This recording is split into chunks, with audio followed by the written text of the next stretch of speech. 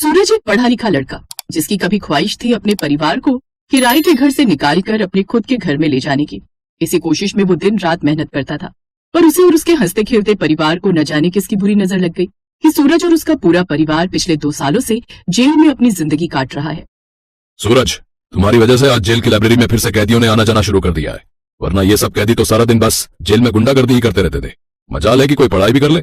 Sir, मैं तो बस यही चाहता हूँ कि जब तक इस जेल में मैं और मेरा परिवार है, हम सब किसी न किसी काम में ही अपना ध्यान लगाएंगे ताकि हम इस बात को भूल जाएं कि हम जेल में हैं। तुम और तुम्हारा परिवार सचमुच इन सब कैदियों के लिए मिसाल है।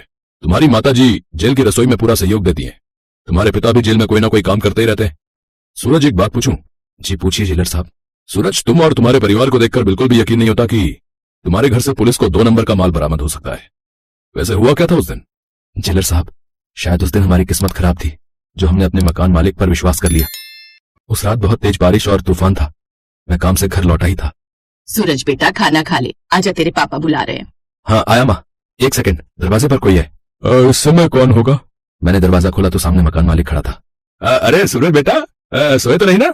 नहीं अंकल, आइए ना, बस खाना ही खाने लगे थे। अच्छा, आइए किशोरी लाल जी, खाना तैयार है। अरे नहीं, मैं तो बस खाकर आया हूँ। वो क्या है, मुझे एक काम था। मैं धर्मपत्नी के मायके जा रहा हूँ, हम 2 दिन बाद लौटेंगे। ये अटैची रखवानी है। मेरा एक ग्राहक अपनी अटैची गलती से दुकान पर छोड़ गया। हम यहाँ होंगे नहीं, वो कल आएगा तो आप ये अटैची उसे दे देना है। हाँ, क्यों नहीं अंकल जी, लाइए। उसके बाद कुछ देर धोखेबाज किशोरी लाल ने बात की और अटैची देकर 2 दिन के लिए परिवार के साथ बाहर चला गया। उसी रात पुलिस ने घर में छापा मार दिया। हम गिड़गिड़ाते रहे कि हम निर्दोष हैं, ये अटैची हमारी नहीं है, पर पुलिस ने हमारी नहीं सुनी। वो घटिया किशोरी लाल साफ साफ बच गया क्योंकि अटैची हमारे घर से बरामद हुई थी। जेलर साहब, मैं अकेला सजा काट लेता, पर मेरे बूढ़े माँ बाप भी इस चाल में फंस गए।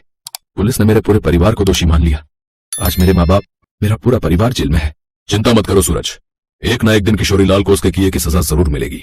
बस सबूत पुलिस को मिल जाए तो तुम और तुम्हारा परिवार यहाँ से जल्द बाहर चला जाएगा। सूरज की आंखों में आंसू आ जाते हैं। जब वो अपने माता पिता को निर्दोष होते हुए भी दोषियों की तरह सजा काटते देखता है तो उसकी आंखें भर आती हैं। सूरज की माँ जिन औरतों के साथ जेल में रहती है, वहाँ एक माँ और बेटी भी बंद है और वो भी बिना किसी दोष के सजा काट रही हैं। अचानक उस औरत की तबीयत खराब हो जाती है। जेल के डॉक्टर को दिखाया जाता है, पर इनके पास अब ज्यादा समय नहीं है। इनकी बीमारी बरसों पुरानी है जिसका अब कोई इलाज नहीं। सॉरी। मेरी गीता का ख्याल कौन रखेगा? इस जेल से निकलने के बाद मेरी बच्ची अनाथ हो जाएगी। माँ, तुम्हें कुछ नहीं होगा माँ, कुछ ही महीनों की तो बात है, फिर हम इस जेल की कैद से बाहर निकल जाएंगे। नहीं गीता, मेरे पास अब ज्यादा समय नहीं है। सुशीला बहन, इस जेल में मैंने हमेशा तुम्हें अपना माना है। मेरी बेटी गीता का ख्याल रखोगी ना? इसे हमेशा अपने साथ रखना। हो सके तो मेरी बच्ची को अपनी बहू बना लो। चिंता मत करो गायत्री, अब से गीता हमारे घर की बहू है। हम यहीं जेल में इसी समय सूरज और गीता की शादी करवाएंगे। मेरे इस फैसले से तुझे तो कोई आपत्ति नहीं है? नहीं माँ, मुझे कोई आपत्ति नहीं है। मैं जानता हूँ गायत्री आंटी और गीता भी हमारी तरह बदनसीबी से इस जेल की सजा काट रहे हैं। गायत्री आंटी ने अपनी जान बचाने के लिए आज से 15 साल पहले अपने पति को मारा था, पर वो एक हादसा था। अगर ये उस समय अपना सुहाग देखती तो अपनी बेटी को खो देती। मुझे आज भी याद है, गायत्री बहन को जब सजा हुई थी तब गीता 7 साल की आई थी। गायत्री बहन पर अपने शराबी पति की हत्या करने का इल्जाम था। उस समय गायत्री बहन ने अपनी बेटी को साथ रखने की अपील की थी। बेचारी दोनों माँ बेटी तभी से चुपचाप इस जेल में दिन काट रही हैं। मैंने सब सुन लिया है सूरज बेटा, तुम्हारी और गीता की शादी जेल में धूमधाम से होगी। गायत्री की आंखों में खुशी के आंसू थे। कुछ ही घंटों में सारे कैदी शादी की तैयारियों में जुट जाते हैं। उसी शाम सूरज और गीता की शादी संपन्न हो जाती है। सूरज और गीता सबका आशीर्वाद लेते हैं। गायत्री के हाथ अपनी बेटी और दामाद को आशीर्वाद देने के लिए उठे थे और आशीर्वाद देते हुए ही गायत्री की गर्दन एक तरफ लुढ़क गई। गायत्री दुनिया को छोड़कर चली गई। पता तो था कि जाना है इसने, पर माँ तो माँ होती है। चुप हो जा बेटी, आज से मैं तेरी माँ हूँ, चुप हो जा। चलो, शांति से इस दुनिया से गई, वरना बेटी की चिंता में उसकी सांसें अटकी हुई थी। अरे बहुत बड़ा दिल है सूरज का और उसके परिवार का। आज इनकी वजह से गीता को ससुराल मिल गया, वरना बेचारी का इस दुनिया में कोई नहीं है भैया। गायत्री का अंतिम संस्कार किया जाता है। अब माँ के जाने के बाद गीता का ससुराल जेल था। वो अपनी सास के साथ रहने लगी। सुशीला भी गीता का बहुत ख्याल रखती थी। गीता, ये ले बेटी, पता नहीं आज भूख नहीं है, मेरी एक रोटी तू खा ले। पर माँ जी, आपने तो सुबह भी कुछ नहीं खाया था। ठीक है, तो फिर आधी आधी मिलकर खाएंगे। दोनों सास बहू की आंखों में आंसू आ जाते हैं। तभी लेडी जेलर आ जाती है। गीता, तुम्हें जेलर साहब ने बुलाया है। मुझे? गीता घबरा जाती है। अब वो हिम्मत रखकर जेलर के पास जाती है। गीता, तुम्हारी माँ इस दुनिया में नहीं है। तुम माँ के बिना नहीं रहना चाहती थी, इसीलिए बचपन से आज तक तुम इस जेल में रही, पर अब तुम इस जेल में नहीं रह सकती। तुम्हें अब जेल से जाना होगा, पीछे से यही ऑर्डर है। पर जेलर साहब, मैं बाहर कैसे जा सकती हूँ?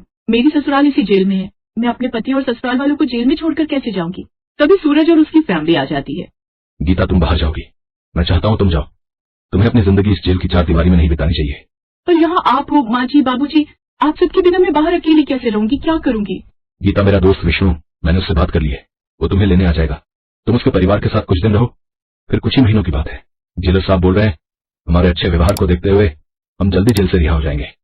हाँ बहू, जाओ और हमारी प्रतीक्षा करना, हम जल्दी लौटेंगे। और फिर गीता सबसे विदा लेकर जेल से बाहर आ जाती है। सूरज का दोस्त विष्णु जेल के बाहर उसका इंतजार कर रहा था। गीता की आंखों में आंसू थे। विष्णु अपनी पत्नी और 2 साल की बेटी के साथ रहता था। गीता कुछ ही दिनों में विष्णु के परिवार से घुल मिल गई, पर उसका मन बहुत उदास था। एक दिन गीता विष्णु और उसकी पत्नी और बेटी के साथ ऑटो में मंदिर से लौट रही थी। तभी विष्णु की नजर सूरज के मकान मालिक पर जाती है। गीता भाभी, यही है वो घटिया बेईमान इंसान किशोरी लाल, जिसकी वजह से सूरज और अंकल आंटी जेल में। किशोरी लाल एक बदमाश से कुछ सामान देकर पैसे ले रहा था। सच्चाई सामने आ जाती है। गीता पुलिस स्टेशन जाती है और आखिरकार गीता की मेहनत सफल होती है। उस आदमी ने पुलिस के डर से अपना गुनाह कबूल कर लिया और फिर असली गुनहगार किशोरी लाल जेल में था। गीता, आज तुम्हारी वजह से मेरा परिवार निर्दोष साबित हुआ। हमारे ऊपर लगे सारे इल्जाम झूठे थे, ये अदालत में साबित हो गया। हाँ बहू, आज तुम्हारे कारण हम सम्मान की जिंदगी जी सकते हैं। विष्णु, जिसका तेरे जैसा दोस्त हो, उस दोस्त पर आज भी नहीं आ सकती। थैंक यू मेरे यारा। हे भगवान, आपका लाख लाख शुक्र है। आपने हमारी प्रार्थना सुन ली। हमारे परिवार की खुशियां फिर से लौट आई। सूरज ने दोबारा नौकरी करनी शुरू की और धीरे धीरे फिर से सब कुछ ठीक हो गया।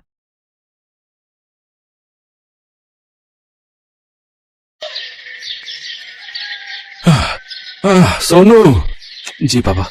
चलो भाई, बहुत तेज धूप हो रही है, अब घर चलते हैं। अब नहीं हो रहा। मैंने आपसे कहा था कि आप रहने दो पापा, मैं कर लूंगा अकेले। हाँ हाँ, कहा तो था, पर तुझे अकेला कैसे करने दूं? इतना बड़ा खेत है, तैयार करने में समय तो लगेगा ना।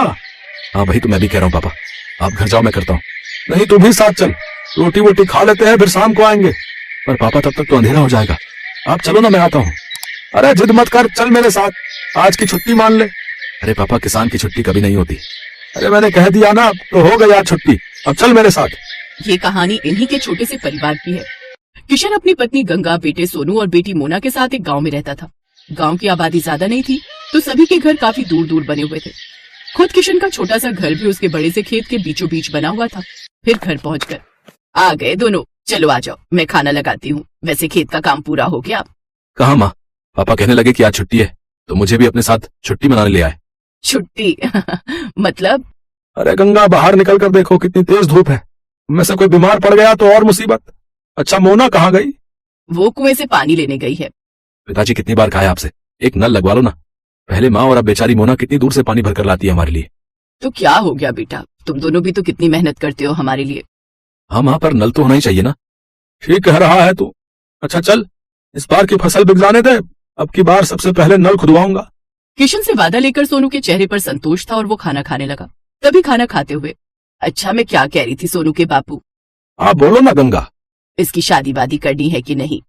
हाँ हाँ करेंगे ना, वो बढ़िया से करेंगे। रहने दो पिताजी, इतनी परेशानियां क्या कम है जो एक और मोल ले लूं। पत्नी परेशानी नहीं होती पगले, वो तो परेशानी से बाहर निकलने का जरिया होती है। देखना, बहू आ जाएगी तो किस्मत खुल जाएगी हमारी। हाँ भैया, माँ सही कह रही है। कह तो ऐसे रही हो माँ, जैसे वो आएगी तो आसमान से पैसा बरसने लगेगा। पहले कुछ पैसे वैसे इकट्ठा कर लें, फिर सोचेंगे इसके बारे में। ऐसे ही कई महीने बीत गए। किशन की फसल पककर तैयार थी। इस बार किशन की अच्छी फसल हुई थी। फसल से किशन को अच्छे पैसे भी मिले थे, तो वादे के मुताबिक किशन ने सबसे पहले घर में एक हैंडपंप खुदवाया और फिर उसी शाम। हाय, कितना मीठा पानी आ रहा है।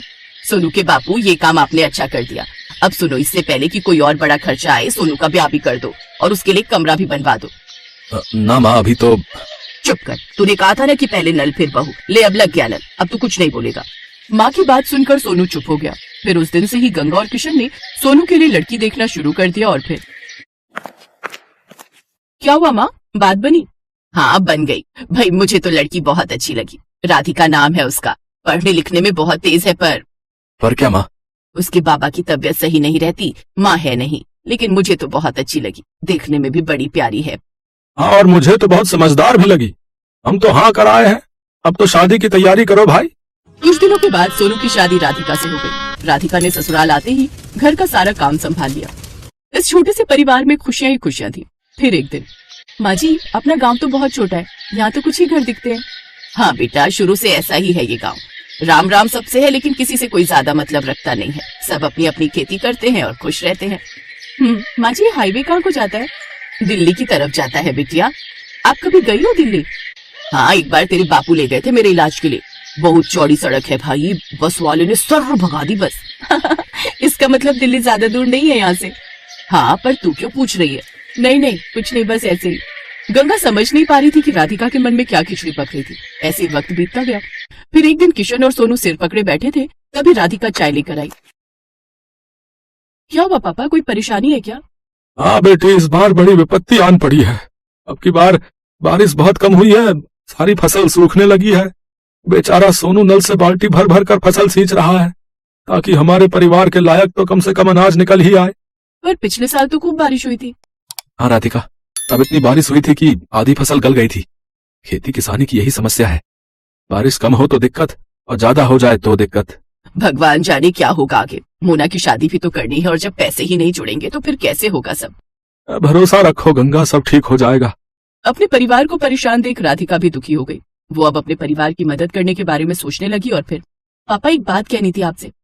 हाँ बेटा, बोलना, क्या बात है? मोना की शादी के लिए कितने पैसे चाहिए आपको? क्यों, ऐसा क्यों पूछ रही है बेटी? बताइए ना पहले। कम से कम 5 लाख तो होने ही चाहिए। 3 के आसपास तो जमा है बैंक में, लेकिन 2 लाख का इंतजाम कैसे होगा पता नहीं।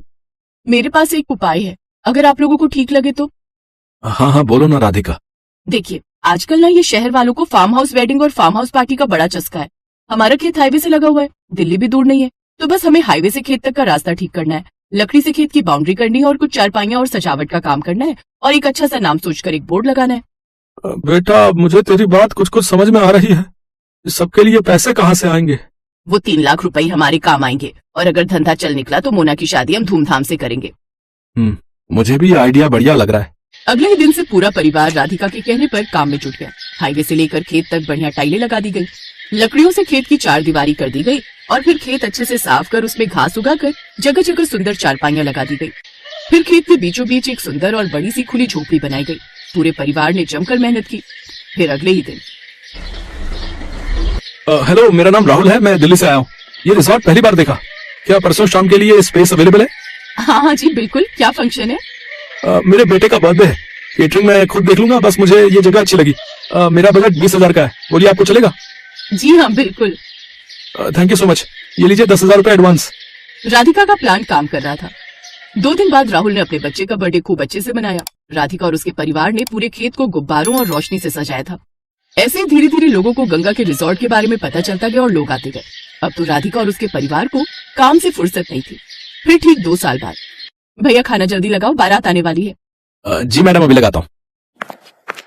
ओहो, मुना तैयार हुई कि नहीं? मुना, मुना आ जाओ भाई। देख रही है राधिका अपनी ननद को? हाँ माँ, परी से कम नहीं लग रही है। सब आपकी वजह से है भाभी, मेरी नहीं हमारी वजह से। और सुनो, अपने पहले बच्चे के पहले बर्थडे के लिए अभी से बुकिंग कर लो इस रिजॉर्ट की। क्या पता तब ये स्पेस खाली हो या ना हो।